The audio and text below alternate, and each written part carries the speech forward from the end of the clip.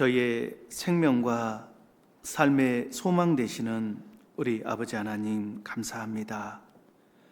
주님께서 우리 인생들에게 향하신 그 귀하신 뜻과 친히 십자가에서 저희를 구원해 주신 그 놀라운 대속의 은혜, 그리고 우리에게 약속하신 영원한 천국의 그 영광스러운 미래를 생각할 때마다 모든 찬송과 존귀를 주님께만 돌리게 됩니다.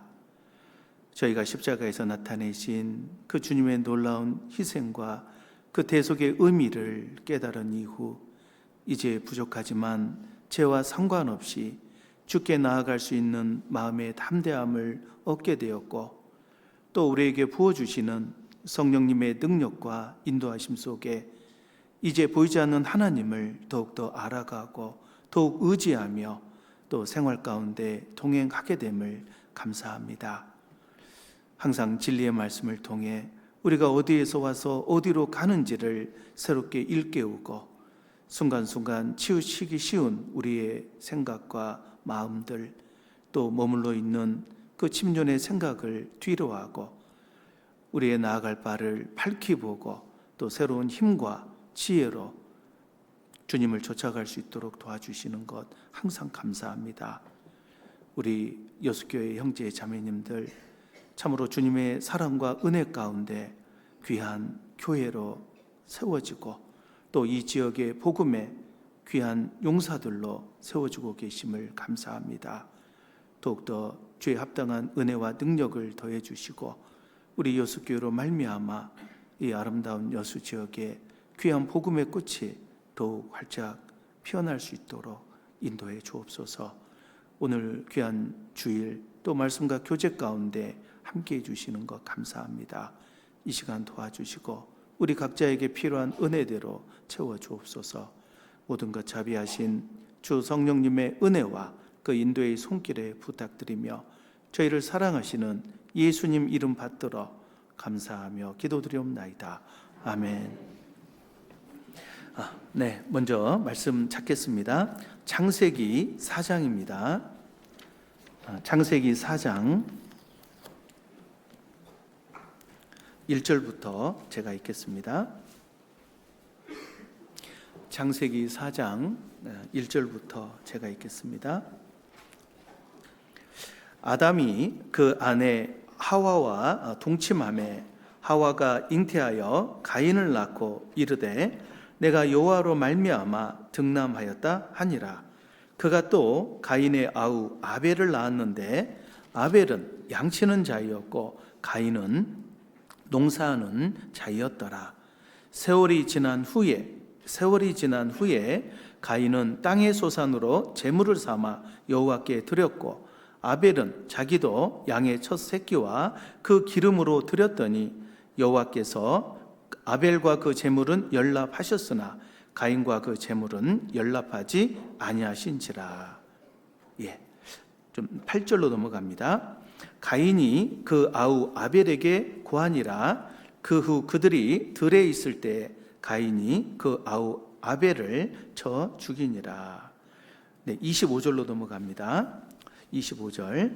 아담이 다시 아내와 동침하매 그가 아들을 낳아 그 이름을 셋이라 하였으니 이는 하나님이 내게 가인의 죽인 아벨 대신에 다른 씨를 주셨다 함이며 셋도 아들을 낳고 그 이름을 에노스라 하였으며 그때에 사람들이 비로소 여호와 이름을 불렀더라. 5장입니다. 5장 1절. 아담 자손의 계보가 이러하니라. 3절로 넘어가겠습니다.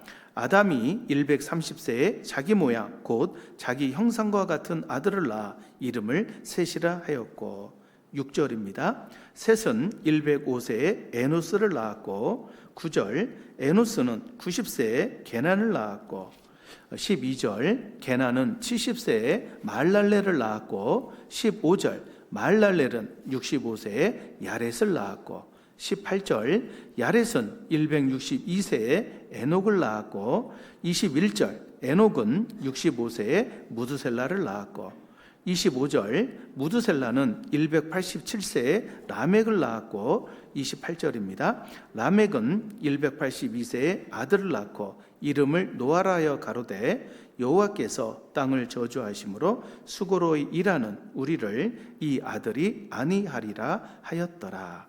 예, 거기까지입니다. 네. 그동안 평강하셨습니까? 예, 역사가 깊고 또 아름다운 여수교회 성도분들을 뵙게 돼서 기쁘게 생각합니다. 개인적으로 여수를 한 15년 전인가 이렇게 굉장히 오래전에 한번 다녀갔던 게 기억이 나고요. 오늘 두 번째 이렇게 뵙게 되는데요. 그때와 지금의 이렇게 느낌이 완전 다르다는 걸 생각해 봅니다. 정말 물론 그때도 이렇게 많은 분들이 교제 가운데 있었지만 왠지 이렇게 교회당 조명이라든가 이런 게 조금 어두웠던 것 같아요. 그런데 이번에 와 보니까요, 너무나 이렇게 여수가 이렇게 아름다운 곳이었나 싶을 정도로 이렇게 밝고 아름답고 또 교회당도 정말 너무 밝았던 이미지. 그리고 또 오전에 우리 형제자매님들 뵈니까 이런 얼굴 빛에서 너무 큰 이렇게 환함을 느끼게 됩니다. 정말 이렇게 제가 여수가 이렇게 아름다운 곳인 줄 잘 몰랐거든요. 저도 가까운 전주에서 이렇게 나고 성장하고 이렇게 자랐지만 여수 얘기는 그냥 이렇게 지나가는 얘기로 들었는데 목회하면서 이제 여러 지방을 또 돌아다니잖아요. 설교차 다니는데 와 거의 탑 이 3에 올라온 것 같아요. 여수 지역이 특히 이제 여수 밤바다 어제도 저녁에 보니까 너무 이렇게 아름답고 좋은 것 같습니다. 어쨌든 너무 반갑고요. 오늘 창세기 4장에서 5장의 흐름 속에 우리가 좀 교훈을 받아야 될 내용으로 하나님의 역사 속에 하나님이 우리 인간 역사를 이끌어 가시는 그 흐름, 그리고 그 속에 하나님이 기념하시는 그 인물들이 있습니다. 방금 아담으로부터 노아까지 10명의 인물을 쭉 살펴봤는데요. 물론 그 속에 이제 가인과 아벨이 이제 잠깐 4장에 등장하는데 그런 인물들 속에서 우리가 꼭 기억해야 될 그 신앙의 어떤 본이 되는 그런 인물들을 한번 생각해 보면서 우리가 우리의 삶에도 이것이 그대로 적용된다라고 하는 그런 교훈을 좀 받아봤으면 좋겠습니다. 창세기 4장과 5장은 아시는 바와 같이 아담이 이제 실낙원 에덴 동산에서 이렇게 나온 이후에 이 세상에서의 삶을 기록하고 있는 내용입니다. 그래서 아담으로부터 노아 시대까지, 그리고 우리가 알다시피 노아 시대 때 세상이 한번 물로 심판을 받아 멸망을 당합니다. 우리 이제 그 이후에도 알고 있기 때문에 이제 그 이유를 이렇게 생각할 수 있지만은 이 아담에서 노아까지의 어떤 시대만 딱 놓고 우리가 생각해 본다면은 이것은 바로 우리 인간 역사에서 이루어지는 그 하나님이 계획하신 역사의 그 전체 내용을 이렇게 압축해 놓은 것이라고 할 수 있습니다. 아담으로부터 역사가 시작이 되고 노아 시대 때 결국 역사가 끝나는 거죠. 물론 이제 새로운 역사가 노아 이후에 또 지금까지 이어지고 있지만 역시 이것도 큰 틀 안에서는 아담으로부터 노아 시대까지의 역사라고 할 수 있어요. 그래서 이 신라권한 그 이후에 인간들이 이 세상에서 쭉 이렇게 생활해가는 그 모습, 그 속에서 많은 사람들이 나름대로 열심히 살았을 거 아니에요. 그러나 그 중에서 하나님께서 기억하고 또 성경을 통해 기념하고 있는 인물들은 바로 하나님의 뜻 안에서 기억되는 인물들입니다. 그러니까 생명의 역사가 계속 이어지는 존재들을 말하는 거죠.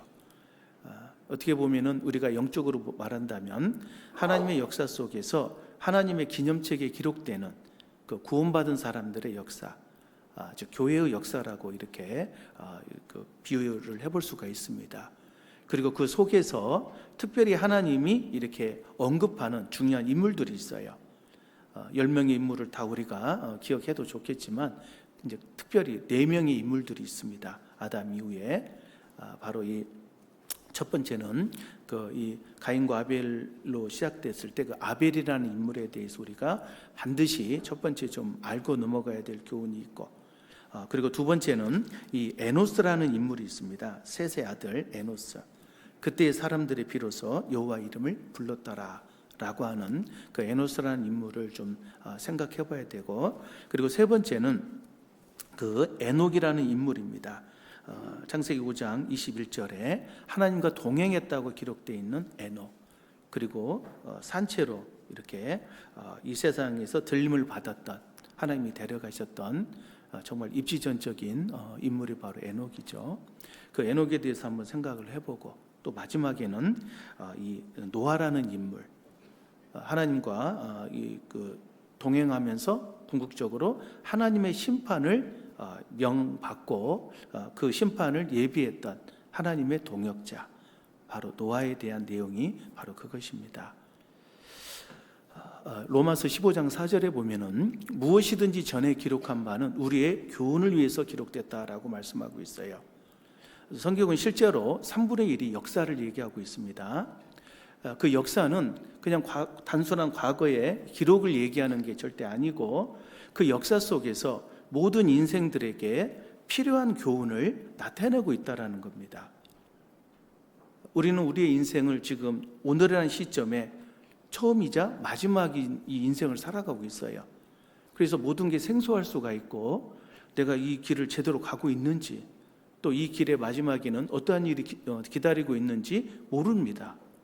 그러나 역사 속에 앞서간 믿음의 선진들, 또 그들과 함께했던 그 하나님의 그 역사를, 또 임재하심을 잘 이렇게 묵상하다 보면은 나도 현재 시대만 다를 뿐이지 동일한 그 하나님이 허락하신 그 역사 속에 나의 삶을 살아가게 되는 거예요. 그래서 성경에서 기록된 많은 그 역사적인 인물들의 삶은 단순한 어떤 과거의 어떤 인물의 삶으로만 우리가 생각하면 안 되고, 오늘을 사는 내가 그들의 어떤 모습과 비슷한지를 우리에게 일깨우는 그 표본이 되는 겁니다. 그래서 내가 어떤 사람과 비슷한 삶을 살아가게 된다면 그 사람이 결국은 하나님이 어떻게 평가했느냐, 그걸 볼 때 나도 이런 사람과 비슷하게 살아가면 내 마지막 그 평가도 이렇게 끝나겠구나, 이렇게 믿을 수가 있다라는 거죠. 하나님은 아담의 하나님이셨고, 또 믿음의 역사 속에서도 아브라함의 하나님, 또 이삭의 하나님, 야곱의 하나님이셨어요. 그 하나님이 실제 지금 시대에는 이제 나의 하나님이 되시는 겁니다. 임마누엘, 우리와 함께 하시는 하나님, 또 나와 함께 하시는 하나님. 그래서 하나님은 과거나 현재나 미래나 영원토록 동일하시고 동일한 기준으로 우리를 평가하시기 때문에 현재를 사는 나의 모습이 과거에 누구와 비슷했다 그러면 나의 미래도 그런 점수로, 그런 가치로 평가를 받는다는 거죠. 그래서 이제 저도 이제 이렇게 성경을 보다가요, 특히 역사서를 볼 때마다 어떤 인물들에 대해서 좀 생각을 해보거든요. 이제 대표적으로 이제 생각하는 인물이 뭐 사울과 다윗 이런 차이, 또 방금 전에 봤던 그 가인과 아벨, 대비되는 인물들이 있어요. 그리고 우리가 또 잘 아는 야곱과 에서, 이런 이 비교적인 측면에서 나는 과연 둘 중에 어디에 가까운가? 그래서 보면 저도 개인적으로 항상 안 좋은 쪽에 가깝더라고요.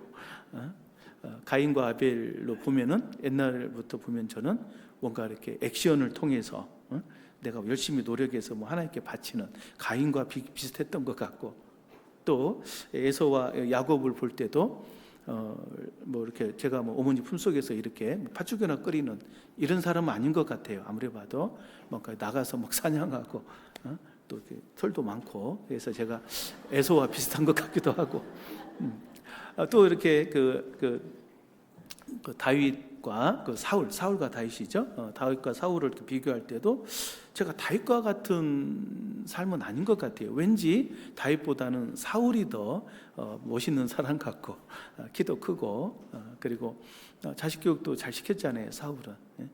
근데 다윗은 왠지 막 이렇게 자식 교육도 엉망이고, 또 자기의 충성스러운 부하를 뒤통수 쳐서 이렇게 한 집안을 그냥 그렇게 망하게 하는, 이런 것들이 마음에 안 들었거든요. 인간적으로는. 그런데 성경을 보면은 항상 제 생각과는 반대로 평가를 하고 가치를 두고 있습니다. 가인보다는 아벨이었고, 또 에서와 야곱 중에 에서보다는 야곱을 더 축복하고, 또 무엇보다도 사울과 다윗 가운데서도 사울은 확 꺾어버리는데 다윗은 내 마음에 합한 자다 하면서 영원한 왕권을 이렇게 약속해 주는 걸 보면 굉장히 큰 충격과 이렇게 그 이유에 대해서 교훈을 받으려고 하고 있는 거죠. 물론 지금에 와서는 많은 부분 이해를 합니다.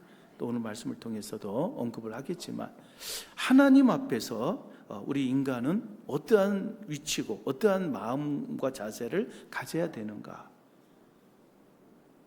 그리고 우리는 나름대로 내 삶을 살고 있지만은 진짜 중요한 것은 내 생각과 어떤 주변 환경의 이끌림을 받는 것이 아니라 하나님의 이끌림을 받아야 된다라고 하는 이 절대적인 그 주제에 대해서 깊이 교훈을 받게 됩니다.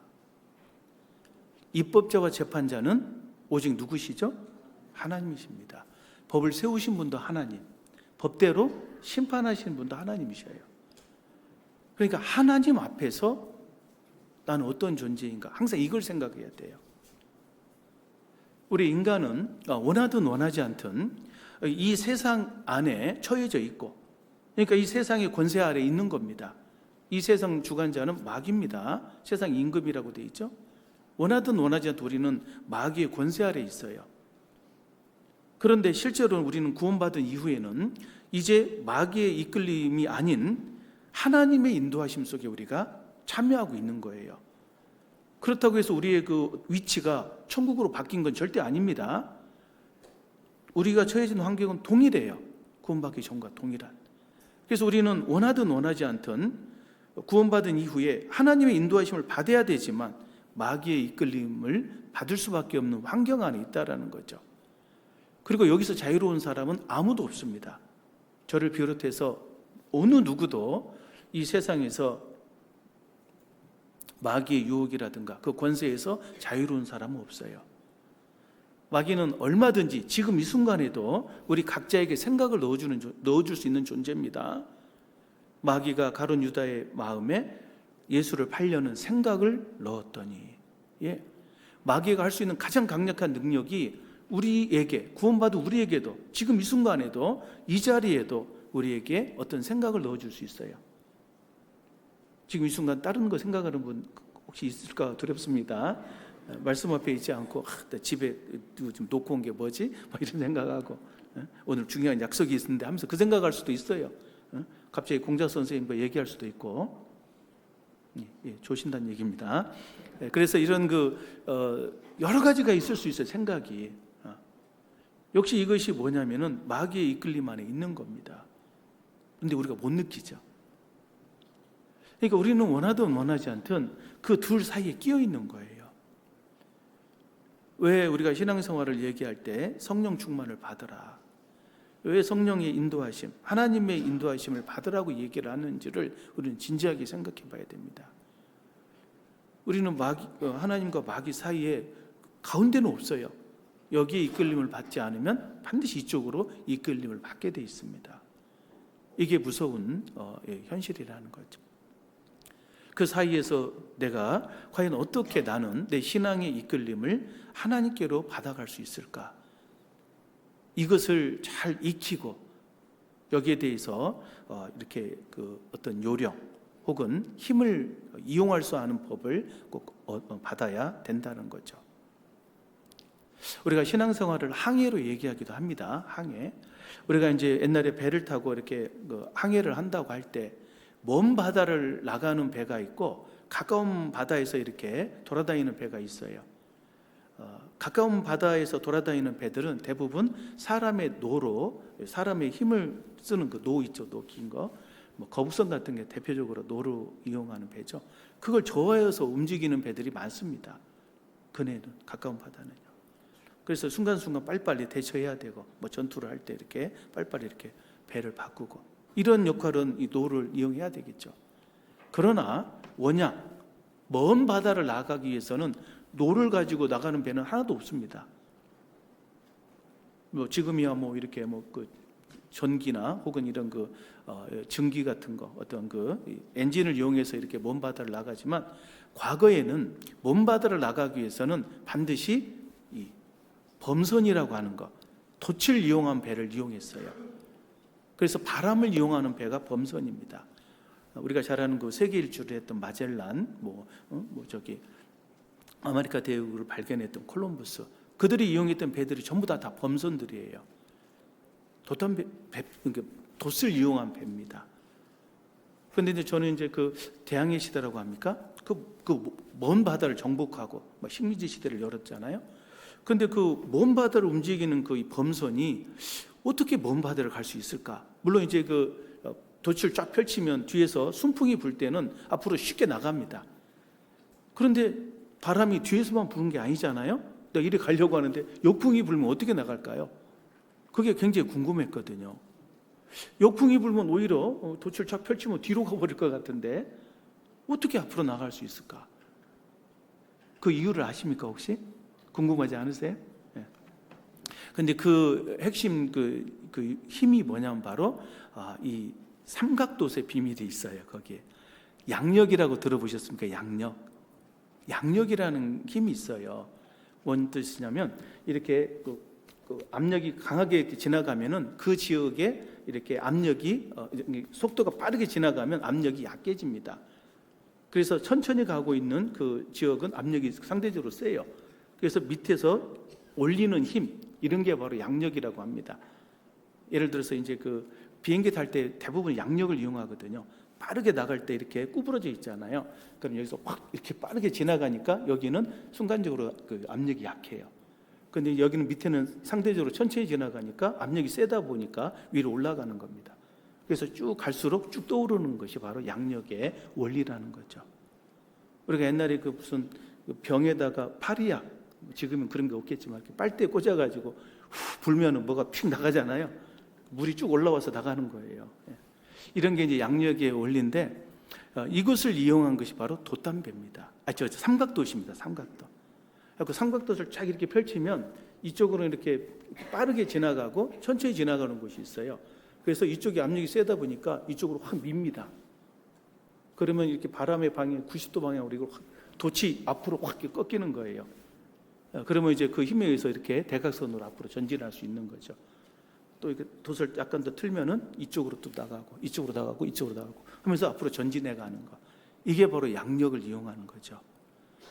그래서 이 그 돛을 잘 다루는 이 선원들이 조범소라고 합니까? 이들이 잘 이렇게 이용해 가지고 그 양력을 통해서 나아가는 거예요. 물론 너무 바람이 세면 잠깐 이제 돛을 내릴 수밖에 없겠지만, 그래서 그런 걸 이용해 가지고 쭉 앞으로 전진하는 법을 배우는 거죠. 우리의 신앙도 마찬가지입니다. 우리의 신앙생활을 하다 보면은 이 뭔가 이렇게 계속 역풍이 불 때가 많아요. 물론 이제 가끔 우리가 이제 하나님의 인도하심으로 처음 그 구원받고 이렇게 처음에는 다른 게 안 보이잖아요. 오직 막 뒤에서 뭔가 보이지 않는 힘, 어떤 기쁨이 나를 밀고 신앙생활이 쉽게 되는 경향이 있는데, 이제 조금 지나다 보면은 점점 뒤에서 미는 힘은 적어지고 오히려 역풍이 많을 때가 많아요. 이런 어려움, 저런 어려움. 그래서 뭐 점점 나도 모르게 막 뒤로 이제 이렇게 퇴보할 수가 있는 겁니다. 그때 우리가 어떻게 하면은 내 마음의 상태, 어떤 삶의 어떤 자세를 좀 돌려가지고 하나님이 주시는 새로운 힘, 그 양력을 이용해서 앞으로 나아가는 걸 배워야 되는 거죠. 이것을 잘 익혔을 때 우리는 신앙을 잘 이렇게 나아갈 수 있습니다. 제가 얼마 옛날에 그 수영을 잘 못하다가 수영을 처음 배우면서 이 부력이 있다라는 것을 알게 됐어요. 이 부력이란 말 이론적으로는 다 들어보셨죠? 물속에 들어가면 부력이 있다는 거 다 아실 거예요, 머리로는. 근데 물속에 들어가면 막 바로 맥주병 되시는 분이죠. 막 이 부력이 있다라는 걸 아는데 물에 들어가면은 너무 두려운 거야. 이 부력을 이용하는 법을 모르거든요. 저도 그랬었거든요, 옛날에. 물에 들어가면 막 이렇게 어떻게 들어가냐, 2m 수영장 가면 뭐 무섭고. 근데 나중에 이제 이렇게 물에 들어가서 점점 이렇게 훈련을 쌓으면서 진짜 부력이 있구나, 이걸 몸으로 느끼게 됐습니다. 그래서 부력을 이용하는 방법은요, 이렇게 물이 있으면 그냥 들어가잖아요. 그러면 이렇게 대부분 이렇게 들어가죠. 머리를 위에 놓고 발을 밑에 있으면 그냥 들어가 버립니다. 부력은 있긴 있지만 머리가 물속에 들어간 상태에서 부력이 있어요. 그러니까 결국 이제 이렇게 물에 빠져 죽는 거죠. 근데 이 부력을 받으려면 어떻게 해야 되냐? 이 머리를 이렇게 집어넣어야 돼요. 머리를 확 집어넣으면은 다리가 이렇게 떠오릅니다. 가지고 물과 수평이 돼야 돼요. 이게 핵심이거든요. 그러면 진짜 부력이 여기서 뜹니다. 이게 고개만 돌리면 호흡이 되는 거예요. 그리고 이제 팔 저으면 자유형이 되는 거고, 그냥 들어 누워 버리면 이게 배영이 되는 거고, 그리고 이렇게 엎드려 가지고 이렇게 하면은 이게 평형이 되는 거고. 나중에 평형에서 익숙해지면요, 이 물결을 타는 법을 배워요. 이 웨이브라고 합니까? 그래서 이렇게 그 멋있는 이 저병도 이렇게 가능해집니다. 이 부력이 있어요. 그리고 절대 물에 빠져서 허우적거리지 않습니다. 나중에 이제 오리발 같은 거 차면요, 물에서 날아다닙니다. 무슨 분이 계시는데 물에서 이게 나는 느낌을 받는 거예요, 진짜로. 그냥 막 그 유영이 가능한 겁니다. 그래서 이게 있거든요. 그래서 이 그 부력을 몸으로 익힌 사람은 절대 물이 무섭지 않아요. 그냥 아무렇게나 물에 떨어져도 그냥 순간적으로 그냥 뭐 눈을 뜨든 감든 그냥 자연스럽게 머리를 집어 넣으면서 이렇게 수평이 되고 쭉 떠올라요. 조금만 움직이면 바로 뜨고 바로 물 위에서 이렇게 활동을 할 수 있는 거죠. 이 작은 예지만 이 부력의 원리를 내가 몸으로 느끼고 있느냐, 그걸 활용할 수 있느냐 없느냐가 물에 빠져서 사느냐 죽느냐를 결정하거든요. 또 신앙생활을 할 때 여러 가지 어려움이 없을 수가 없어요. 그 많은 어려움 속에서 내가 앞으로 전진할 수 있느냐 없느냐, 바로 그 양력과 같은 그 하나님의 이끄심을 내가 경험할 수 있느냐 없느냐, 그걸 활용할 수 있느냐 없느냐에 따라서 우리가 신앙생활을 바르게 힘있게 나아갈 수 있는 거죠. 그래서 신앙생활을 잘 하시는 분들은 어려움이 없어서 막 뒤에서 이렇게 순풍이 불어서 잘하는 게 아니에요. 정말 이 역풍 안에서도 또 옆으로 부는 이런 뭐 이렇게 편서풍이라도 이런 치우치는 바람을 잘 활용해서라도 쭉 앞으로 나아갈 수 있는 그 삼각도를 이용하듯이 자신의 어떤 삶의 자세를 잘 이렇게 활용해서 앞으로 나아가는 것을 익히셔야 되는 거죠. 그래서 이런 하나님의 이끄심이 있고 그걸 내가 잘 받아야 되는구나. 우리는 원하든 원하지 않든 이 이끄심을 받게 돼 있어요. 하나님의 이끄심을 못 받으면, 그 삼각도를 이용하는 법을 모르면, 그 양력의 그 힘을 못 받는다면 이분은 절대 앞으로 못 나갑니다. 그냥 그 밀려오는 그 역풍에 의해서 이리 떠내려갈 수 있고 저리 떠내려갈 수가 있는 거죠. 이 마귀는 항상 하나님을 대적하는 방향으로 우리를 미혹하고 또 우리를 유혹하고 그리고 우리를 타락시키고 결국 우리를 침륜에 빠지게 합니다. 그러나 하나님은 항상 반대죠. 흑암에서 점점 광명으로 우리를 인도하시고 그리고 혼돈에서 질서로 우리를 점점 인도하시고, 우리가 창세기 1장의 내용을 보면 항상 그런 식입니다. 흑암에서 광명으로, 그리고 혼돈에서 질서로, 요동하는 바다에서 묻이 드러나게 해요. 안정적인 위치를 갖게 합니다. 그리고 이제 생명의 역사를 시작하는 거예요. 씨 가진 나무, 과목들, 채소들, 그 생명의 역사가 시작이 돼요. 그게 충만했을 때 이제 역사가 끝나는 거예요. 여호와를 아는 지식, 여호와를 아는 영광이 온 땅에 충만할 때 끝나듯이 결국 모든 게 완성됐을 때 이제 안식이 이루어지겠죠. 하나님이 역사를 시작하시고 이루어 가시는 그 핵심은 바로 하나님과 영원한 안식을 누릴 교회의 완성이잖아요. 그 교회는 성도들을 가리킵니다. 생명의 역사를 가리켜요. 그 생명의 역사가 완벽하게 차게 되면 역사가 끝나잖아요. 주께서 그 말씀을 이루사 필하시고 끝내시리라. 그런데 그 생명의 역사가 바로 시작되는 건 절대로 아니잖아요. 씨 가진 나무, 그 열매 맺는 과목이나 그 나무가 갑자기 나온 건 아니었잖아요. 먼저 흑암에서 광명으로, 또 무질서에서 질서로, 그리고 그 요동하는 그 바다 속에서 묻이 드러나야 돼요. 이런 단계를 거쳐서 거기서 바로 생명의 역사가 이제 싹이 트는 거죠. 그래서 이런 흐름을 잘 보게 된다면, 아, 그렇구나. 내 속에서도 또 나를 통해서 얼마나 많은 생명의 역사가 일어나느냐. 마음으로는 원하고 있지만 나를 통해서 생명의 역사가 안 일어날 수도 있거든요, 현재. 그렇다면 내가 뭔가 내 자신을 조사해 봐야 됩니다. 내가 아직도 흑암 속에 있는가? 흑암은 아니라 지금 빛으로 나왔는데 아직도 내 마음의 혼돈 속에 있는가? 질서를 추구해야 되겠고, 그리고 내가 아직도 모든 게 바닷속에 잠겨 있는지, 아니면 진짜로 하나님의 역사를 이루기 위한 묻이 내 속에서 떠오르고 있는지 내 자신을 조사해 봐야 됩니다. 그리고 원만한 그런 하나님의 인도하심 속에 있다라면 자연스럽게 이제 말씀이 열매로 맺혀지는 거죠. 그래서 우리가 하나님의 인도하심을 받는다는 것, 이것이 우리의 신앙의 제일 중요한 흐름이라 생각합니다. 잠깐 여기 본문 잡으시고 고린도 전서를 한번 보겠습니다.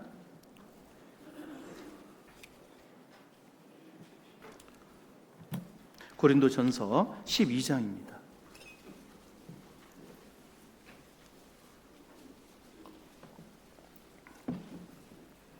고린도전서 12장 1절로 2절입니다. 1절로 2절 같이 읽겠습니다. 형제들아, 신령한 것에 대하여는 내가 너희의 알지 못하기를 원치 아니하노니 너희도 알거니와 너희가 이방인으로 있을 때에 말 못하는 우상에게로 끄는 그대로 끌려갔느니라. 예. 정말 우리가 이방인으로 있을 때에 구원받기 전이죠. 말 못하는 우상에게로 끄는 그대로 끌려갔었다. 근데 많은 분들은 못 느끼고 있었거든요. 자기가 말 못하는 우상, 그 마귀의 그 이끌림에 처해 있다라는 것도 모르고 있었던 거죠.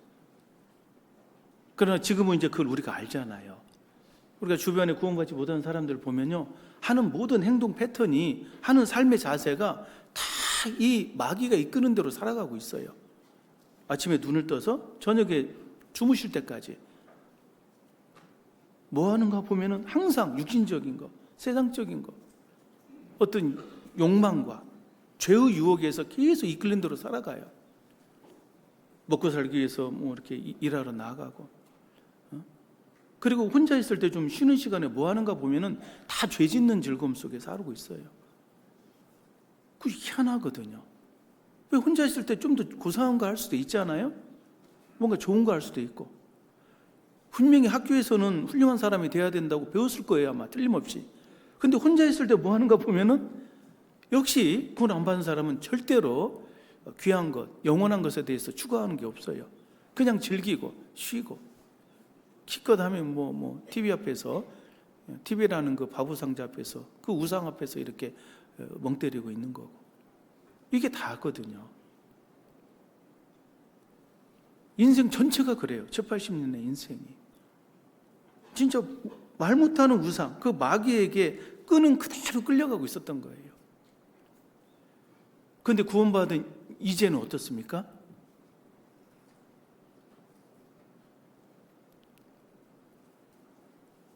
옛날에 처음 구원받고 이 말씀을 봤을 때는, 그렇지, 이제는 내가 하나님과 함께 동행해야지, 이런 마음으로 이렇게 좀 내가 그래도 좀 잘 살고 있는 걸로 생각을 했었는데, 어느 날 다시 고린도전서 12장을 보면서요, 그냥 뒤통수를 맞듯이 갑자기 교훈이 되는 게 있었습니다.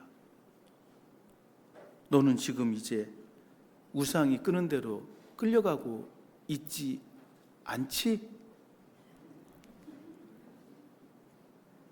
그런데 내를 잘 못하겠더라고요. 지금은 내가 우상이 끄는 대로 끌려가고 있지 않나? 여러분 어떠세요? 혼자 계실 때 어떠시던가요?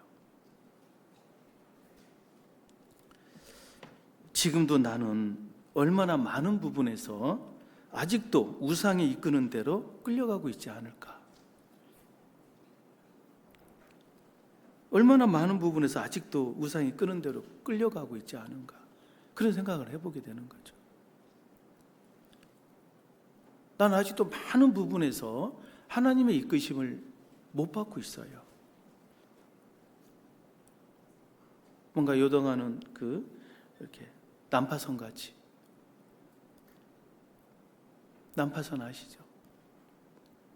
이리 끌려가고 저리 끌려가고 막 그냥 조리에 밀려가고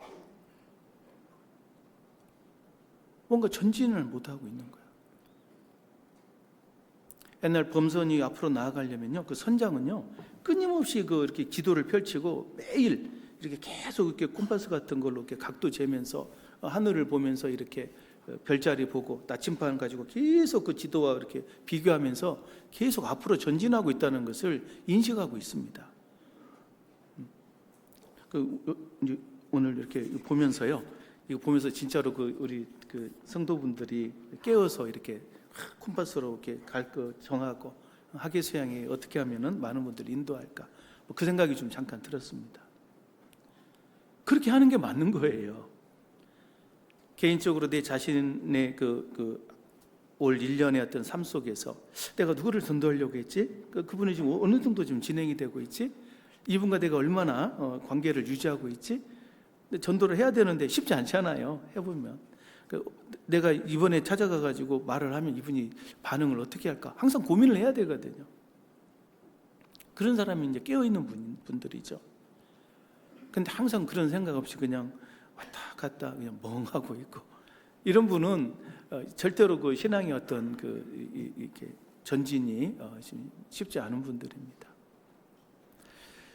우리는 아직도 구원받기 전의 모습과 같이 이방인으로 있는 때와 같이 말 못하는 우상에게 끄는 그대로 좀 끌려가고 있지는 않을까, 이걸 잘 생각해보고 오히려 반대로 하나님의 인도하심을 따라가야 돼요. 하나님의 인도하심을 따라가는 게 그럼 뭡니까? 이렇게 묻는다면 그건 여러 가지 우리가 평생 배워야 될 내용이지만 요약하고 압축하면 결과적으로 우리가 새신자 때부터 항상 듣는 그 4가지의 그 행동 요령과 연결되어 있습니다. 하루의 삶 속에 말씀과 기도로 하루를 보내는 거예요. 그 말씀의 인도하심을 따라가는 겁니다. 우리에게 우리를 끄는, 우리를 미는 그 힘의 실체는 말씀이에요.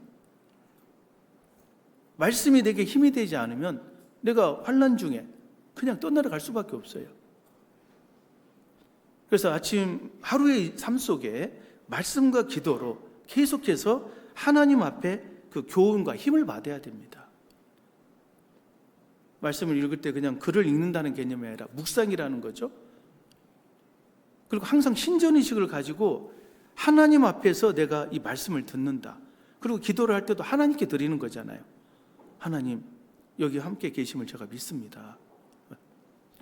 오늘 하루 저와 동행해 주시고, 어떤 순간이든 간에 그런 신전의식, 하나님 앞에 내가 있다라는 생각. 시편 16편 8절에 내가 여호와를 항상 내 앞에 모심이요 그가 내 우편에 계심으로 내가 요동치 아니하리로다. 항상 하나님을 앞에 모시고 또 우편에 카운셀러로서, 어떤 헬퍼로서 주님을 모시고 살아가는. 대부분 이제 아침에 일어나면 물 한 잔 드시고 성경을 먼저 보시는 게 좋겠죠. 그래서 10분이 됐든 30분이 됐든 말씀과 기도 가운데 하루를 시작하면 마음이 좀 든든해집니다. 진짜로요. 그리고 오전과 오후 시간에 적당한 시간대를 정해서 오전 10시 전후라든지 또 오후 3시, 4시 사이에 하나님을 만나는 시간을 정하는 거예요. 그래서 나가서 하나님 앞에 말씀 보고 그리고 잠깐 기도하는 거죠. 직장 생활을 하면은 대부분 이제 화장실에서 하면 좋잖아요. 다른 사람 이렇게 담배 피고 커피 마시고 할 때 나는 화장실 가서 조용히 이렇게 말씀 한 5분 정도 보고 기도하고 나오면 마음이 평강이 옵니다. 그리고 뭘 어떻게 해야 될지가 떠올라요. 아침에 이렇게 과장이나 부장한테 조인트를 까였다, 너무 힘들다 해도 화장실 가서 말씀을 보고 이렇게 기도하고 있으면 하나님께서 그걸 이렇게 치유를 해주십니다. 그리고 밝은 마음, 평강으로 다시 나오게 돼요. 그러면은 사람들이 회사에서 다 알거든요. 아침에 혼났는데 뭔가 얼굴이 밝네, 평강하네. 그리고 얘기하는 모습들이요, 이렇게 자기의 어떤 그 잘못을 계속 이렇게 추스리면서 뭔가 긍정적으로 생활을 하는 겁니다. 다 느껴요. 나중에는 인정합니다. 그 자체로. 또 오후 시간에 한 3시, 4시 사이에 또 막 그 힘들고 다들 막 이렇게 딴짓하고 그러잖아요. 그때 잠깐 또 화장실 가서 말씀 한 장 보고 또 기도하고 나오면은요, 마음이 이렇게 흐트러짐이 없어요. 그래서 딱 보면 항상 변치 않는 성실함으로 쭉 이렇게 하는 모습이 보이고, 그 자체가 보이지 않는 누군가의 이끌림을 받고 있다는 걸 다 느낍니다. 앞서간 믿음의 선진들이 그 주변 사람들이 다 인정했다니까요. 하나님이 너와 함께 한다는 게 보인다. 그런 평을 받을 수 있어야 되는 거죠. 그리고 이제 무엇보다도 저녁 시간에 이제 그 주무시기 전에 샤워하고 한 30분 정도 이렇게 말씀과 기도의 시간을 갖고, 그래서 오늘 하루 있었던 걸 쭉 돌아보고 뭐가 잘못됐는지 하나님께 고백하고, 그리고 지혜를 좀 기도하고, 그리고 말씀을 보면서 쭉 이렇게 자신의 마음을 추스리면, 그리고 그렇게 돼서 이제 잠을 청하면요, 잠이 또 답니다. 잠도 잘 오고. 시편 126편의 그 말씀과 같이 그 사랑하는 자들에게 그 잠을 주셔요. 그리고 마음이 편안하고, 이런 식으로 하루의 삶 속에 말씀과 기도의 시간, 최소한 아침에 일어나서 혹은 저녁에 주무시기 전에 2번은 꼭 해야 되고, 좀 더 한다면 오전 시간에 한 5분에서 10분, 오후 시간에 5분에서 10분 해서 그 시간을 딱딱 이렇게 예배하는 시간으로, 기도하는 시간으로 정해놓고 말씀과 기도 가운데 이렇게 하나님과 동행하는 법을 배우면 반드시 하나님의 이끌림을 받게 되어 있습니다. 그리고 일주일의 삶 속에서는요, 교제를 최우선으로 하는 거예요. 모든 스케줄 속에서 교제를 최우선으로 세우고, 교제를 먼저 하는 겁니다. 다른 거 다 하고 시간 남으면 교제에 참석하는 게 아니고 오히려 반대로 한 달에 있는 구역 모임 혹은 조모임을 가장 먼저 선정을 하고, 또 일주일의 그 시간 속에서는 뭔가 이렇게 수요 모임이 됐든지 어떤 모임을 먼저 우선해서 그렇게 참여하다 보면요, 교제 가운데 우리 가운데 역사하시는 그 하나님의 그 임재함을 느낄 수 있어요. 그리고 뭔가 정신이 번쩍번쩍 들거든요. 힘있게 살아가는 분의 간증을 통해서 나도 저렇게 살아야 되는데, 또 내가 어떻게 살아야 될지 그 지혜가 없었는데 어떤 분의 어떤 모습을 통해서 뭔가 지혜를 얻기도 하고, 그걸 교제 가운데 얻을 수 있는 겁니다. 그리고 한 달의 삶 속에 전도하는 삶, 그죠? 전도는 머리로만 하는 게 절대 아니죠. 생각으로만 하는 게 아닙니다. 이 부력을 느끼려면요, 물속에 들어가야 돼요.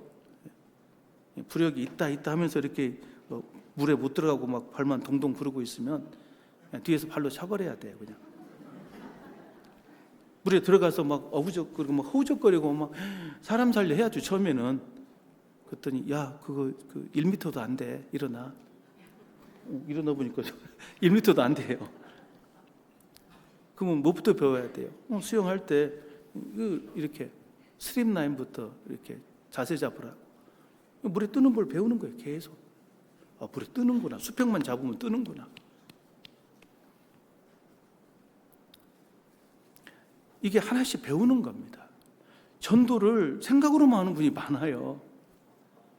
전도는 생각으로 하는 게 아니고 말로 하는 게 아니죠. 발로 하는 겁니다. 성경은. 좋은 소식을 전하는 자들의 발이여 함과 같다. 그래서 찾아가는 겁니다. 찾아가면 그냥 전도가 돼요. 절대 어려운 게 아니에요. 또 찾아가고 막 냅다 막 성경 얘기하고 강론하면 안 되고요. 처음에 보면은 그냥 이렇게 눈빛 보면서, 얼굴 보면서 안녕하세요 하면서 이렇게 인사부터 해야 돼요. 잘 지내시냐고. 어쩌다 갑자기 찾아오면 상대는 또 당황할 수 있습니다. 이 친구가 왜 왔지? 돈 빌려달라고 왔나? 하면서 이제 이렇게 마음으로 이렇게 좀 경계심을 가질 수가 있어요. 그런데 또 그 다음 달에 또 찾아갑니다. 2번째 찾아오면 그냥 이제 아는 사람이고 반갑게 오니까 또 2번째, 또 3번째 와서 또 밥도 사주고, 한 3번, 4번 계속 이렇게 매달 찾아가다 보면요, 반드시 몇 달 지나면은 마음을 놓아요. 마음을 열어요. 이 사람이 지금 돈 빌려달라고 온 건 아닌 것 같구나. 그래서 이런저런 얘기하다가 자연스럽게 기회가 생기는 겁니다. 요즘 사는 게 왜 그런지 모르겠다. 자기가 먼저 입을 열 수도 있어요. 최근에 뭐 우리 삼촌이 돌아가셨는데 참 인생이 빠르다, 이런 얘기도 할 수 있고. 그럴 때가 기회거든요. 그런 것도 이제 생각을 하시네요. 저도 사실 옛날에 그런 걸 이제 생각해 본 적이 있었는데, 그런데 그거에 대해서 사실 아무리 고민해도 스스로 답은 얻기 어렵더라고. 근데 그걸 정확히 설명해 주는 계기가 있었다고, 나는 그걸 좀 알게 됐다고 하면서 자신의 감정을 섞어서 성경이라는 책, 그것이 거기에 대한 답을 하고 있더라. 성경은 종교 경전이 아니더라. 진리와 종교의 차이에 대해서 설명을 해주고, 종교는 믿느냐 안 믿느냐의 차이지만 진리는 믿고 안 믿고의 차이가 아니에요. 아느냐 모르느냐의 차이입니다. 진리를 알지니 진리가 너희를 자유케 하리라. 영생은 곧 유일하신 참 하나님과 그의 보내신 자 예수 그리스도를 아는 것이니이다.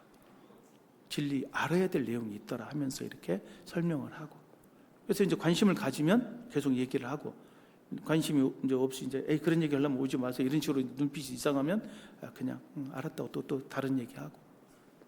그러나 속으로는 계속 기도하는 거죠. 하나님, 저분이 구원받게 해달라고. 사실 우리 주변에 아직 구원받지 못한 분들이 얼마나 많습니까? 우리 가족들, 친척, 지인들.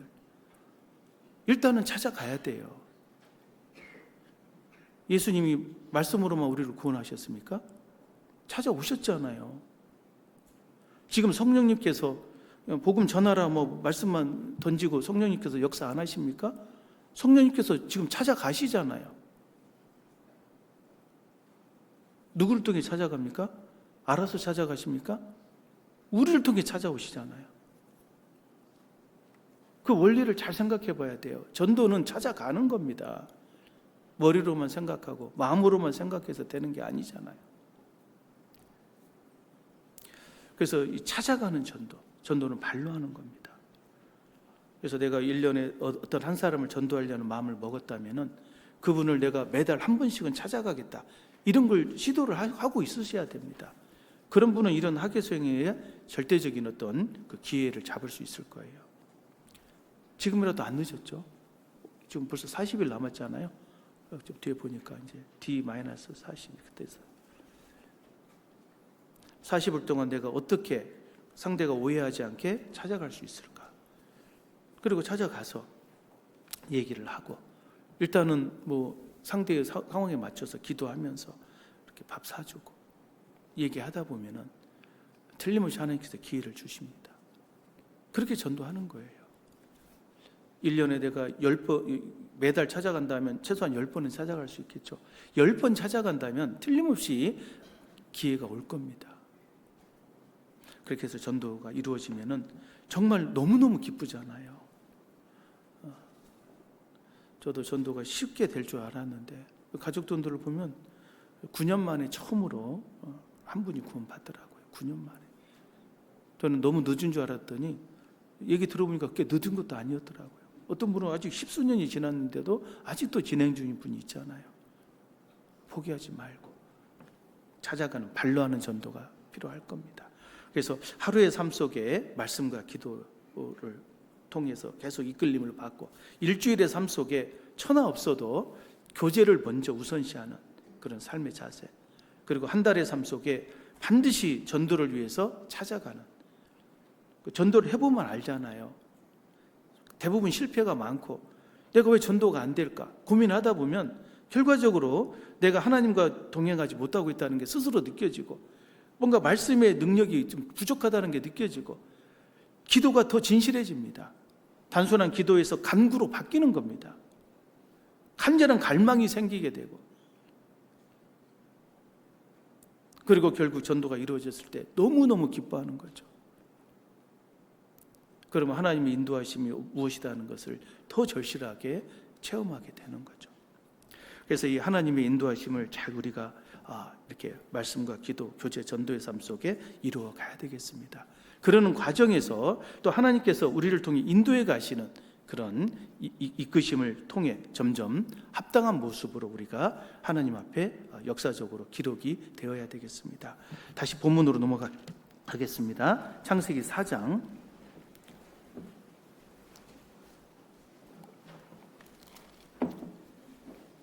창세기 4장 1절입니다. 아담이 그 아내 하와와 동침함에 하와가 잉태하여 가인을 낳고 이르되 내가 여호와로 말미암아 득남하였다 하니라. 그가 또 가인의 아우 아벨을 낳았는데 아벨은 양치는 자이었고 가인은 농사하는 자이었더라. 세월이 지난 후에 가인은 땅의 소산으로 제물을 삼아 여호와께 드렸고 아벨은 자기도 양의 첫 새끼와 그 기름으로 드렸더니 여호와께서 아벨과 그 제물은 연락하셨으나 가인과 그 제물은 연락하지 아니하신지라. 이제 우리가 하나님의 그 역사, 아담 이후에 쭉 그 인간의 역사를 기록하는 과정에서 우리가 첫 번째 생각해야 될 인물이 있어요. 그는 바로 아벨이라는 인물입니다. 이 가인과 아벨, 이 창세기 4장은 가인과 아벨에 대해서 아주 자세히 기록하고 있어요. 그리고 이 가인은 하나님 앞에 이 연락하지 못하는, 즉 그 제물이 연락하지 못하는 그런 비운의 인물이 되고, 그 비운의 인물인 이 가인이 그 이후에 어떻게 인간 역사 속에 문명을 발전시키고 있는지 그런 모습을 설명하고 있는 게 창세기 4장입니다. 우리가 전도집회를 통해서 항상 이 가인과 아벨에 대한 내용을 많이 배웁니다. 우리가 익히 알고 있어요. 하나님이 가인의 제물을 받지 않고 아벨의 제물을 받은 이유가 뭡니까? 다 아시죠? 바로 믿음으로 했느냐, 그렇지 않느냐. 히브리서 11장, 12장에 그 믿음에 관계된 내용이 쭉 나오잖아요. 그런데 우리가 한번 잘 생각해야 될 것은 여기서 이 가인과 아벨이 처음에 하나님 앞에 제사를 드린다고 하는 이 대목입니다. 우리가 구원받은 이후에는, 구원받기 전에 우리가 다 우리 한국 사회에서는 제사를 드렸잖아요. 그랬죠? 구원받은 이후에는 이제 제사를 드려야 됩니까? 안 드려야 됩니까? 안 드려야 돼요?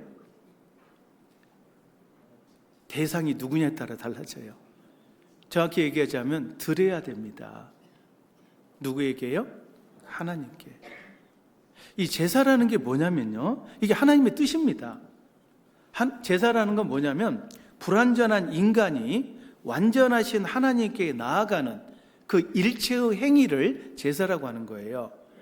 불완전한 우리가 하나님과의 관계를 계속 유지시키고 발전시키기 위해서 하나님께 나아가는 행위가 그게 제사입니다. 뭐 사과배 깎고 그냥 앞에 절하고 이런 것이 제사가 아니고요. 우리는 하나님 앞에 불완전해요. 부족하고, 그리고 실제로 하나님의 뜻을 잘 몰라. 하나님과 온전한 관계를 잘 못 맺고 있어요. 그런 우리가 하나님과의 관계를 회복하고 또 분명하게 하고 또 새롭게 하기 위해서 계속 나아가야 되는 겁니다. 옛날 우리 한국 사회에 아주 귀한 전통이 있었어요. 이게 왜 없어지는지 모르겠는데요. 출필면 반필고라는 말 들어보셨죠? 출필면, 출근할 때, 나갈 때 반드시 아버지 얼굴을 뵙는 거예요. 얼굴 면제하거든요. 얼굴을 뵙고 나가는 겁니다. 다녀오겠습니다. 그럼 아버지가 어때요? 그래, 조심하게 잘 다녀와라. 그리고 뭐 중요한 얘기 있으면 뭔 얘기 합니다. 오늘 이러이러한 것 좀 있으면 좀 이런 거 신경 써라. 그 출필면이 있고 반필고, 반대로 돌아올 때는 필자가 반드시 필자거든요. 반드시 고, 아랠 고자예요. 오늘 무슨 일이 있었다는 걸 아뢰는 겁니다. 그러면 이제 아버지 입장에서 그렇게 자식이 이런저런 얘기하면은 그랬냐, 수고 많았다, 이렇게 뭔가 위로도 할 수도 있고, 또 어떤 자식이 어려움이 생겼습니다. 이거 어떻게 해야 될지 모르겠습니다. 그러면 아버지가 다 거기에 대해서 지혜를 주셔요. 그리고 애가 처리할 수 없는 일이면 아버지의 능력으로 또 그걸 해줄 수도 있는 거예요. 이것이 계속 중요한 거예요. 그래서 부자 간의 관계가 이 출필면 반필고를 통해서 굉장히 친밀해지고, 그리고 자식도 점점 온전치 않지만 사회생활을 해가면서 뭔가 이렇게 성장해가면서 점점 이렇게 어른으로서 온전한 존재로 이렇게 능력을 키워가는 겁니다. 바로 그런 모습이 우리가 하나님 앞에 드리는 제사라는 거예요. 항상 하나님 앞에 하나님 오늘 저와 동행해 주시고 저와 함께 하심을 믿습니다. 순간순간 지혜를 주시고 어떤 담대함을 주시고 어떤 어려움이 있으면 기도 가운데서 풀어주시라고. 그리고 저녁에 또 와서는 또 하나님께 기도하면서 이러저러한 일이 있었다고. 아침에 이렇게 김 과장이 조인트를 깠는데 심하게 가더라고. 아들을 차야 될까요 말까요? 뭔가 이렇게 마음의 변화를 줘서 어려움을 해결해 달라고 할 수도 있고 뭔가 이렇게 얘기를 하는 겁니다. 그럼 하나님께서 그걸 인도하셔요. 이 제사라는 게 사실은 좋은 겁니다. 해야 되는 거고. 근데 요즘은 이제 핵가족 시대라 정말 저도 부끄럽지만 이렇게 집에 가보면 애들이 별로 대화를 안 하려고 그래요. 부모한테. 물론 이제 저 노력해서 이제 좀씩 좋아지긴 하는데 아직도 그런 집이 많을 걸로 생각이 되는데요. 가면 막 자식이 그냥 문 탁 닫고 뭐 잠궈버리고 그러면 이게 문제라는 거예요. 부모는 자식을 위해서 많은 것을 지금 준비하고 있고 해주려고 하고 있잖아요. 우리가 정말 이 제사의 삶을 반드시 드려야 됩니다. 이게 옳은 거고 또 하나님 그걸 원하셔요. 잠깐 여기 본문 잡고 로마서 12장을 보겠습니다.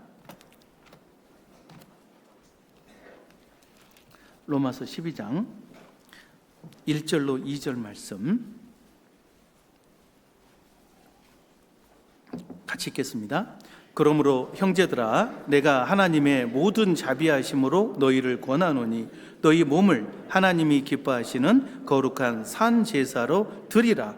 이는 너희의 드릴 영적 예배니라. 너희는 이 세대를 본받지 말고 오직 마음을 새롭게 함으로 변화를 받아 하나님의 선하시고 기뻐하시고 온전하신 뜻이 무엇인지 분별하도록 가라. 예, 이게 제사의 기본 원칙이라는 거죠. 계속 하나님께 나아가고 마음을 새롭게 함으로 변화를 받는 거예요. 그리고 하나님의 선하시고 기뻐하시고 온전하신 뜻이 무엇인지 계속 분별해 가는 겁니다. 타락한 인간 역사 속에 하나님이 원하는 건 그 잘못된 마음 자세에서 돌이키고 계속 하나님과의 관계가 회복되는 것. 자기 생각이 아닌 하나님의 뜻을 받아들이고 이해하고 올바른 관계로 이게 돌아와야 돼요. 이걸 하나님은 원하시는 겁니다.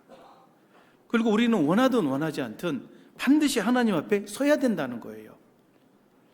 신라곤을 당한 이후에 인간은 다 하나님을 떠난 것 같아도 다시 반드시 하나님 앞에 서야 되는 겁니다. 모든 무릎이 내게 꿇을 것이요. 다 하나님 앞에서 심판을 받아야 됩니다. 다시 서야 돼요. 원하든 원하지 않든. 왜 세상 사람들이 이렇게 구원받지 못하는 사람들이 불쌍합니까? 그들은 하나님이 계시다는 자체도 이해를 못하고 살잖아요. 그러나 그들도 하나님 앞에 서야 돼요. 그들이 알지 못했던 그 진리의 사실, 엄정한 진리의 엄정성이라고 하잖아요. 진리는 내가 모른다고 해서 나를 피해가는 게 아니에요. 이렇게 그대로 임한다니까요. 시간이 되면 생로병사라고 하는 게 진리잖아요. 인생에 있어서 나는 늙기 싫다고 나이 들면 나를 피해갑니까? 나는 죽기 싫다고 죽음이 내게 안 옵니까? 안 해요. 무조건 오는 거예요. 우리가 진리 되시는 하나님 앞에 다 서야 돼요. 원하든 원하지 않든. 그 제사를 드려야 되는 그때에 누구의 제사를 하나님이 받아주시느냐, 이게 중요한 거죠. 아벨은 그 하나님의 뜻을 알고 그 내용대로 하나님 앞에 섰어요. 아벨은 틀림없이 그 자기 부모 아담과 하와의 얘기를 들었을 겁니다. 야, 지금 우리가 이렇게 땀이 흘려야 먹고 살지만 사실 우리는 에덴 동산에서 이렇게 편하게 먹고 산 적이 있었다. 항상 그러잖아요. 부모님에게 우리가 가끔 묻잖아요. 아버님 도대체 우리 집에 왜 이렇게 못 삽니까? 그러면 야, 그래도 옛날에 우리 잘 나갔다 야 하면서 이제 얘기하잖아요. 틀림없이 얘기했을 거예요. 근데 니네 엄마가 선악값 따먹고 이렇게 문제를 일으키고 나한테까지 줘가지고 내가 그때 먹지 말았어야 되는데 하여튼 내가 먹어서 이제 배려버렸다 하고 이제 그래서 정말 힘들었는데 하나님께서 갑자기 우리를 이렇게 부끄러움을 덮어주는 가죽옷을 지어 입혀주시더라. 그런데 신기하더라. 가죽을 입으니까 뭔가 마음이 위로가 있고 뭔가 하나님의 약속이 생각이 나고 또 하나님의 마음이 나한테 저주가 아니구나. 뭔가 하나님이 내게 새로운 것을 주신다는 그 위로가 생기더라. 그러면서 쭉 얘기를 했을 거 아니에요? 그래서 이 가죽옷의 의미에 대해서 아마 생각을 했을 거고, 그리고 자신에게 그 옷을 입혀주기 위해서 대신 죽은 그 재물이 있었다는 거, 이걸 아마 얘기를 했을 거예요. 그러니까 이제 아벨은 그걸 보고 하나님께 나아갈 때 뭘 가지고 나아가야 되나? 그런데 뭔가 모르지만, 잘은 모르겠지만 처음에 하나님과 하나였던 우리 아버지 아담이 죄로 인해서 뭔가 단절감을 느꼈었고, 그걸 다시 회복하기 위해서 하나님의 이 위로함을 의지해서 나아갔던 것, 이걸 생각해서 자기도 하나님께 그 모습을 가지고 양을 바침으로 나를 불쌍히 여겨 주옵소서. 나도 죄인입니다. 그러나 하나님께서 하실 수 있다면 저도 관계를 회복해 달라고, 그런 마음으로 분명히 나갔을 거예요. 우리가 천국 가면 아벨에게 물어볼 수 있습니다. 믿음으로 제물을 드렸다는 그 내용 속에 우리는 단순하게 그냥 믿음이라는 그냥 추상 명사로 생각을 하지만 정확한 그 속의 의미가 무엇인지를 반드시 하나님의 자비하심을 의지해서 맡기면서 나아갔을 거예요. 이 의자라는 게 뭡니까? 오를 의자가 양양 밑에 나자잖아요. 양 밑에 나가 내가 있다는 거예요. 이게 바로 대속의 원리입니다. 대속법에. 그 창세기 3장에 이 가죽옷을 지어 입혀줬다는 그 자체가 대속법을 설명하는 거예요. 구체적으로 이것을 이제 모세 시대 때 성막을 지어서 대속법을 이렇게 집행을 하라고 이제 법으로 규정한 것이 그 이후에 있었던 거고요.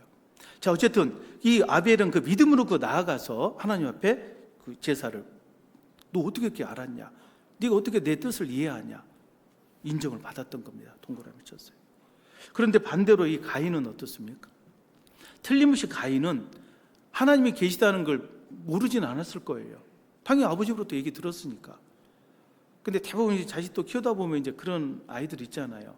부모의 말을 허투루 듣는, 진지하게 생각을 하는 아이들이 있어요. 가인이 그랬던 것 같아요. 하나님 계신 거 그렇고 그냥 제사는 드려야 되는 것 같고. 그래서 당연히 어떤 상황이 됐을 때 딱 제사를 드리게 되면은요, 100이면 100 다 이런 사람들은 자기 생각으로 하나님께 제사를 드리게 돼 있어요. 당연히 자기가 하나님께 제사를 드릴 때 자기가 가장 귀하게 생각하는 게 뭐겠어요? 얼굴에 땀이 흘러야 소사를 먹는다고 돼 있으니까. 그때는 돈이 있는 것도 아니고. 그러니까 가장 중요한 거, 귀한 거, 아마 이렇게 땅의 소산, 그 농작물을 바쳤을 겁니다. 가장 좋은 걸로. 근데 하나님께서 그걸 받을 수가 없어요. 인간적으로 생각하면 받아주실 만 하잖아요. 추구하고 노력해서 고생해서 이렇게 바쳤는데. 그러나 하나님은 절대 하나님의 뜻이 아니면 안 받아주셔요.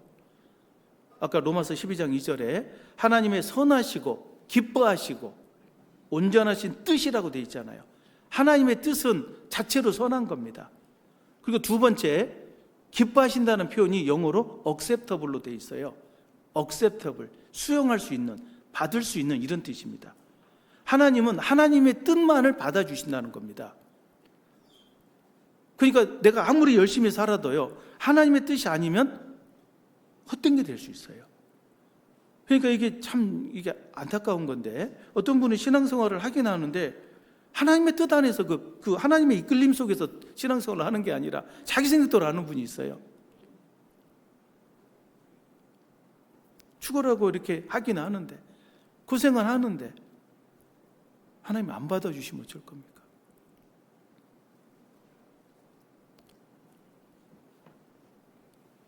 하나님의 선하시고 수용할 수 있는, 하나님이 받아주시는 것이 하나님의 뜻이에요. 그리고 하나님의 뜻은 온전하다, 퍼펙트, 완벽하다는 거죠. 하나님의 뜻만이 완전해요. 내 생각으로 이렇게 그걸 재단하면 안 돼요. 하나님의 뜻이 그렇다면 그런 겁니다. 거기서 이러쿵저러쿵 생각을 더 하면 안 돼요. 오직 주의 뜻만이 이루어지는 겁니다. 뜻이 하늘에서 이룬 것 같이 땅에서도 이루어지이다. 내 생각과 내 뜻이 아니고요. 하나님의 뜻은 우리 생각과 우리 뜻과 다릅니다. 그래서 그것을 잘 인식하고 그 뜻대로 가야 돼요. 그런데 가인은 그러지 못했죠. 하나님의 뜻을 잘 모르니까, 아니면 순종을 안 했든지 그냥 자기 뜻대로 제물을 드렸어요. 하나님이 안 받으신 겁니다. 왜 그러느냐 가만히 보면요, 하나님은 땅을 저주해 버렸거든요.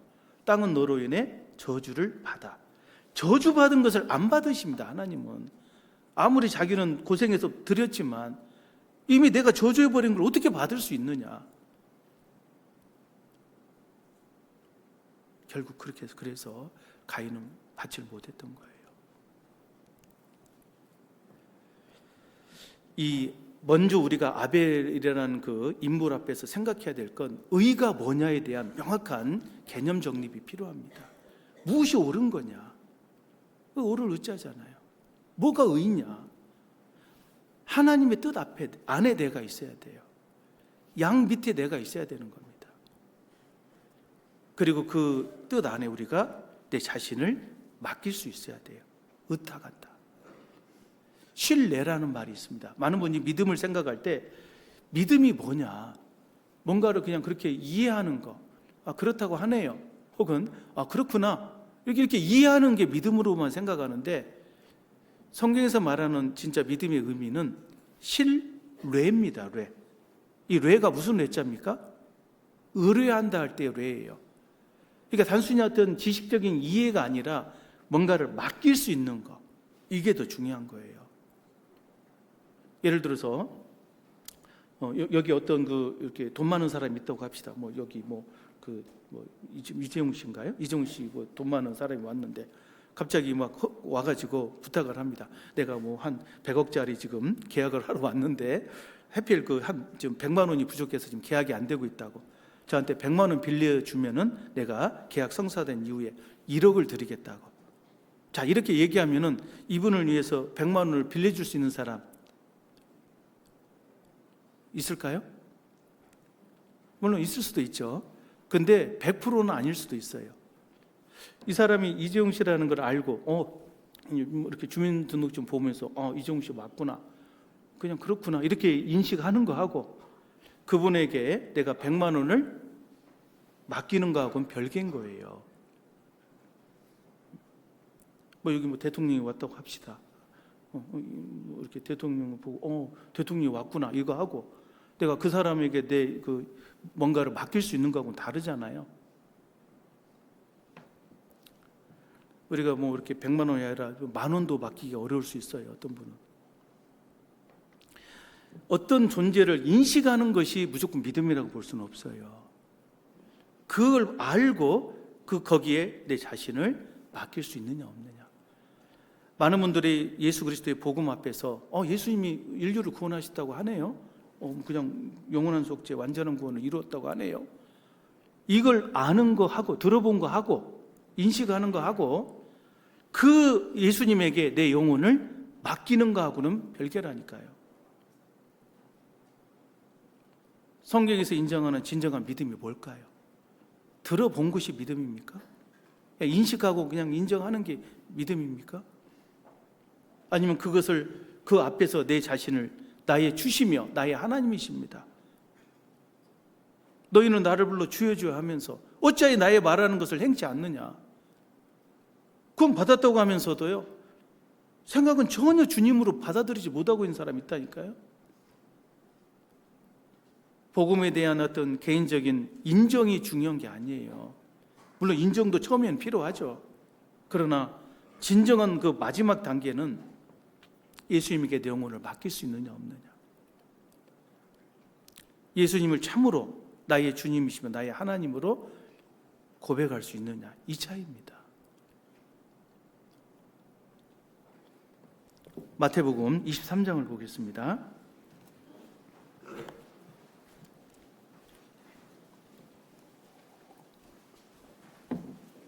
마태복음 23장 37절입니다. 예루살렘아 예루살렘아 선지자들을 죽이고 내게 파송된 자들을 돌로 치는 자여, 암탉이 그 새끼를 날개 아래 모음같이 내가 내 자녀를 모으려 한 일이 몇 번이냐. 그러나 너희가 원치 아니하였도다.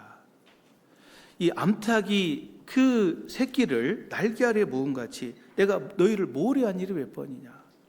그 모으려고 하는 거, 이게 하나님의 마음이거든요. 우리 새끼들은 그 암탉에게 들어가야 돼요. 맡겨져야 돼요. 누가복음 23장입니다. 누가복음 23장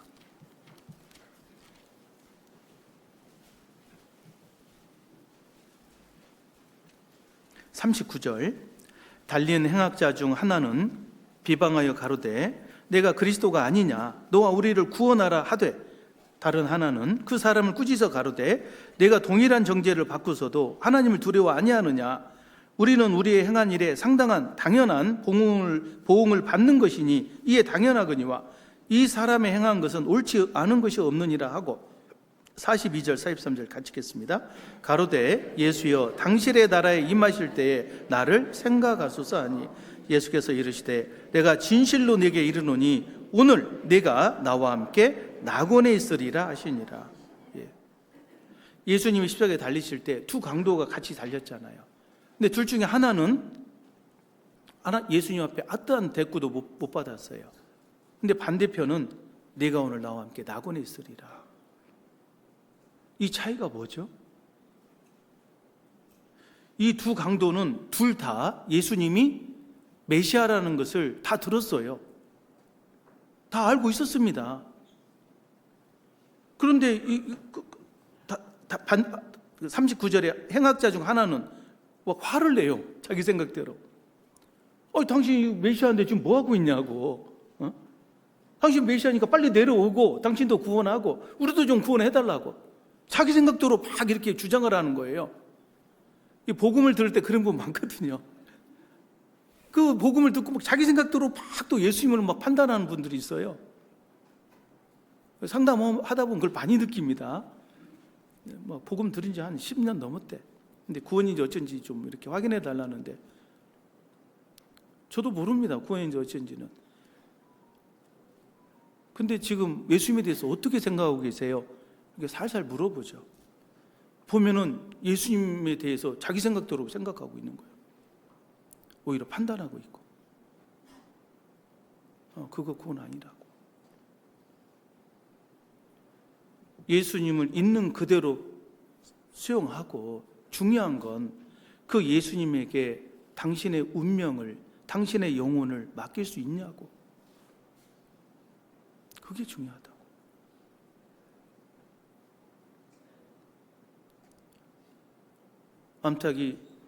새끼가 그 암탉 안에 들어가서 자신의 모든 걸 맡기듯이, 이 한편 강도는 처음에는 같이 예수님을 욕했지만 나중에는 가만히 보니까 예수님은 잘못한 게 없고 뭔가 이유가 있겠지. 그리고 예수님에게 자신의 영혼을 부탁했던 겁니다. 예수여 당신의 나라에 임할 때 나를 생각해 주십시오. 내 영혼을 좀 맡아 주십시오. 좀 기억해 주십시오. 저는 진짜 아무것도 아니지만 나 같은 사람도 좀 생각해 달라고. 예수님께서 그 작은 믿음, 그 작은 의뢰함을 그대로 수용하신 겁니다. 내가 오늘 나와 함께 낙원에 있으리라. 이게 믿음이거든요. 그래서 우리가 이 믿음의 의미를 잘 생각하셔야 돼요. 그러므로 그리스도 예수 안에 있는 자에게는 결코 정죄함이 없나니, 이는 생명의 성령의 법이 죄와 사망의 법에서 너를 해방하였습니다. 그리스도 예수 안에 있는 자에게 정죄함이 없는 거예요. 그래서 우리가 이 의라고 하는 개념을 잘 생각하고 믿음으로 의로 의인이 된다, 이신칭이라고 하잖아요. 그 의미 속에 진짜 그 아벨이 어떠한 마음으로, 어떠한 자세로 하나님께 제물을 드렸을까, 이걸 진지하게 생각하고 내 자신도 그 아벨과 같은 그런 믿음의 상태를 소유해야 되겠습니다. 이게 첫 번째고, 두 번째는 창세기 4장 다시 가겠습니다. 25절, 4장 25절입니다. 아담이 다시 아내와 동침함에 그가 아들을 낳아 그 이름을 셋이라 하였으니 이는 하나님이 내게 가인의 죽인 아벨 대신에 다른 씨를 주셨다 함이며. 26절 같이 읽겠습니다. 셋도 아들을 낳고 그 이름을 에노스라 하였으며 그때의 사람들이 비로소 여호와 이름을 불렀더라. 두 번째 우리가 기억해야 될 인물은 바로 에노스입니다. 에노스는 무엇을 의미하냐면 여호와 이름을 불렀다라는 그 측면이 중요한 거죠. 바로 하나님과 교제를 말하는 거예요. 우리가 이제 처음에는 우리가 하나님 앞에 반드시 거쳐야 될 인물이 아벨입니다. 온전한 믿음의 사람, 믿음으로 하나님 앞에 의롭다함을 얻는 바로 그 아벨의 상태를 통과하고, 두 번째에 나아가야 될 게 뭐냐면 진실로 이 구원받은 그리스도인은 하나님과 교제가 이루어져야 돼요. 이 교제를 못하는 분들이 의외로 있는 것 같습니다. 이 교제를 그냥 우리 형제자매간의 모임, 사귐이 그것이 교제라고 생각하는데 그렇지 않습니다. 원래 교제는 하나님과의 교제예요. 하나님의 이름을 불렀다. 고린도전서 1장을 한번 보겠습니다. 고린도전서 1장 9절입니다. 1장 9절, 8절 9절, 1장 8절 9절 같이 읽겠습니다. 주께서 너희를 우리 주 예수 그리스도의 날에 책망할 것이 없는 자로 끝까지 견고케 하시리라. 너희를 불러 그의 아들 예수 그리스도 우리 주로 더불어 교제케 하시는 하나님은 미쁘시도다. 이 9절의 말씀을요, 우리 형제자매의 교제로 생각하면 안 됩니다. 물론 확장하면 형제자매의 교제도 맞는 거지만 이 말씀의 의미는 누구와 교제하는 거예요? 예, 우리 주로 더불어 교제하는 거예요. 예수 그리스도로 더불어 교제케 하시는 하나님이란 뜻입니다. 그러니까 주님과 교제해야 되는 거예요. 그러니까 개인적으로 구원받은 이후에는 정말로 저녁에 이렇게 문을 닫고 집에 있을 때 내가 주님 앞에 고백할 수 있는 내용, 부르는 거예요. 주님 부를 수 있어야 돼요. 이름을 불러야 돼요. 예수님은 묻습니다. 너는 나를 누구라 하느냐? 나는 너한테 어떤 존재냐? 불러야 돼요. 그죠? 우리가 뭐 결혼해서 했는데도 계속 못 부를 때 있잖아요. 뭐 지금이야 안 그러지만 옛날에는 어이 저기 막 이렇게 하잖아요. 뭐 아직도 자기야 하시는 분도 많고요. 좋잖아요. 얼마나 좋아요, 자기야. 예. 불러올 수 있어야 돼요. 도대체 나한테 어떤 존재냐 이거죠. 옛날에 그 김춘수의 어떤 시 있죠. 뭐 꽃이라는 시. 내가 꽃을 부르기 전에는 그 꽃은 하나의 그냥 몸짓에 불과했다고 돼 있죠. 근데 내가 이름을 불러줬을 때 비로소 내게 와서 꽃이 되었다. 유명한 시라고 해서 애호곡은 있는데 뭔 내용인지 모르겠더라고요. 아니 원래부터 꽃은 꽃이지 뭐 이름을 불러야 나한테 와서 꽃이 돼? 이게 뭔 뜻이지? 근데 사실 이게 아주 중요한 의미가 있습니다. 꽃이었지만은 내가 부르기 전에는 나한테는 아무 의미 없는 몸짓에 불과했다고. 내가 정말로 이것을 꽃으로 알고 불렀을 때 진정으로 나의 꽃이 된 겁니다. 예수님이 여러분에게 어떤 존재입니까? 2000년 전에 뭐 이렇게 이스라엘에 왔던 한 목수의 아들입니까? 세상죄를 지고 갔다고 하대요. 이런 정도입니까? 나한테 어떤 존재냐고요. 이게 교제입니다. 그래서 우리가 주님 앞에 진정으로 내가 교제를 하고 있느냐. 주님과 교제하는 사람은요, 진짜 교제를 하고 있는 사람이에요. 주님과 1대1로 교제하는 사람이 정말 우리 형제자매의 교제 속에서도 나의 주님, 그리고 저분의 주님, 근데 같은 주님이잖아요. 그 의미가 더 이해가 돼요. 내가 진정으로 주님과 교제가 안 되면은요, 어떤 그 구역 모임, 조모임 참석하는 자체도 쉽지 않고 몸이 건조합니다. 그래서 이 교제라는 게 두 번째 단계입니다. 정말 나는 주님과 교제하고 있는가? 에노스인가? 이 부분을 생각해야 되겠습니다. 그리고 세 번째 기억해야 될 인물은 바로 에녹입니다. 다시 창세기 5장을 가겠습니다. 창세기 5장 21절 5장 21절입니다. 에녹은 65세에 무드셀라를 낳았고 무드셀라를 낳은 후 300년을 하나님과 동행하며 자녀를 낳았으며 그가 365세를 향수하였더라. 24절 같이 읽겠습니다. 에녹이 하나님과 동행하더니 하나님이 그를 데려가심으로 세상에 있지 아니하였더라. 예, 우리가 에녹에 대해서는 많이 배워서 아시잖아요. 에녹은 하나님과 동행한 사람이에요. 에녹하면 동행입니다. 우리가 신앙에서 세 번째 기억해야 될 단계가 바로 동행하는 단계예요. 먼저 구원을 받고, 그리고 이제 개인적으로 주님의 이름을 부르고 주님과 교제하는 가운데 이제 세 번째는 주님과 동행하는 겁니다. 우리가 이제 남녀가 만나서 결혼해서 이렇게 살아가는 모습도 비슷하잖아요. 처음에는 사랑이라는 게 뭡니까? 처음에는 그냥 모르는 존재였잖아요. 근데 사랑에 의해서 상대를 보고 그런 허물이 다 이해가 되잖아요. 수용이 되잖아요. 사랑은 상대를 용서하고 그 다음에 뭐예요? 하나가 됩니다. 나는 내 안에, 너는 내 안에 하나가 돼요. 그리고 마지막 단계는 둘이 같이 동행하는 겁니다. 주님이 우리를 찾아오시는 것도 똑같습니다.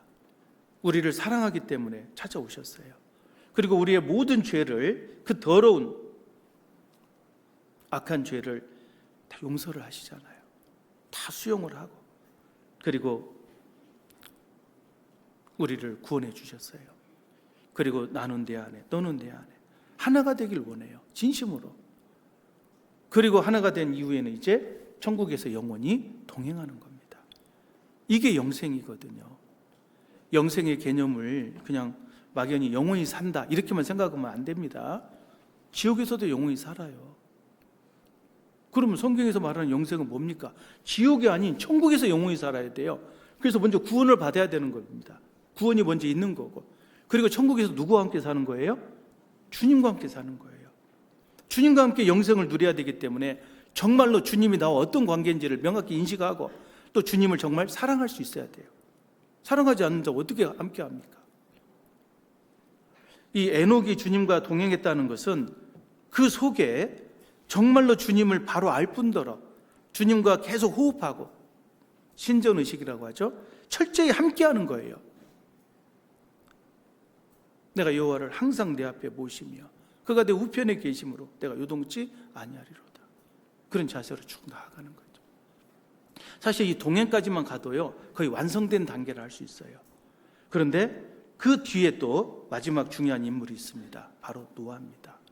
노아는 어떤 존재냐? 바로 하나님과 동행하는 단계 위에 하나님의 일을 맡은 자였어요. 동역자에 따르는 겁니다. 창세기 6장을 보겠습니다. 6장 9절입니다. 창세기 6장 9절. 노아의 사적은 이러하니라. 노아는 의인이요 당세의 완전한 자라. 같이 읽겠습니다. 그가 하나님과 동행하였으며, 동행하고 있었던 겁니다. 그런데 그 위에 이제 13절에 보면 하나님이 노아에게 이르시되 모든 혈육 있는 자의 강포가 땅에 가득함으로 그 끝날에 내 앞에 이르렀으니 내가 그들을 땅과 함께 멸하리라. 이제 하나님의 그 심판의 메시지를 받은 거예요. 그리고 그 방주를 지어라. 그 하나님의 일을 이루어가는 겁니다. 이게 노아였던 거예요. 오늘 사는 우리도 마찬가지입니다.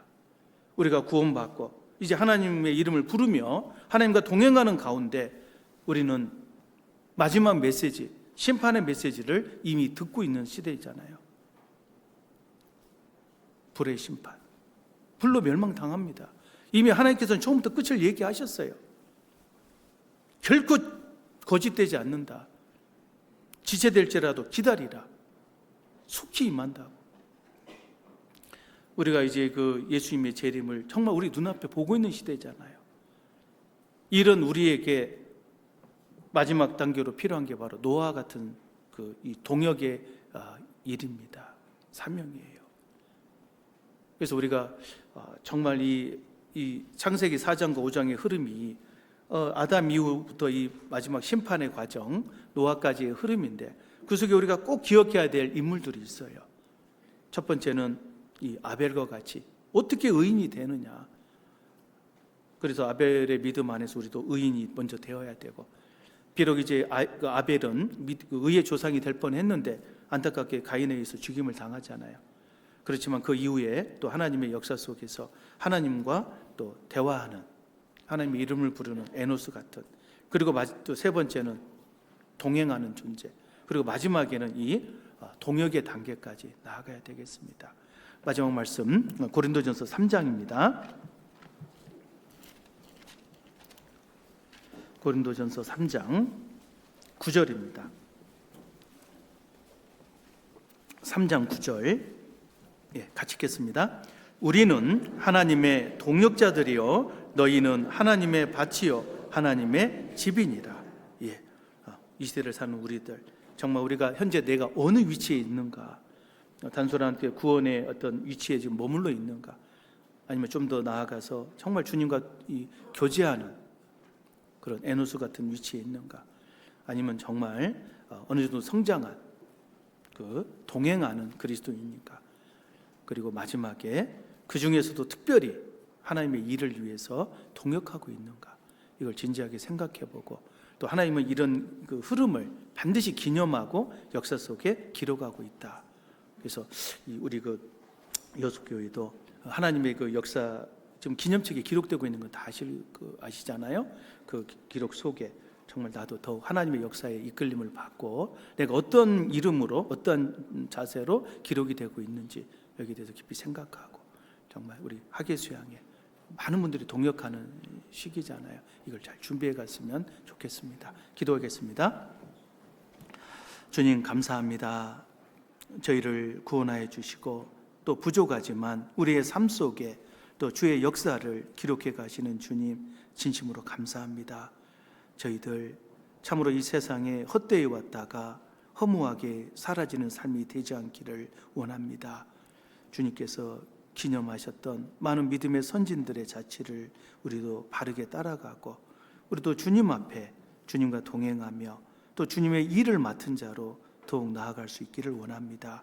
우리 여수교회 형제 자매님들 주님 더욱더 함께해 주시고 많은 성장과 또 주의 뜻을 온전케 하심을 믿습니다. 이제 주의 일을 위해서 더욱 힘있게 약진하는 귀한 교회가 되게 도와주시고 또 우리를 통해 이루고자 하시는 주님의 모든 선한 계획들을 온전히 이루어 주옵소서. 모든 것 자비하신 주 성령님의 은혜와 그 인도의 손길에 부탁드리며 저희를 사랑하시는 예수님 이름 받들어 감사하며 기도드리옵나이다. 아멘.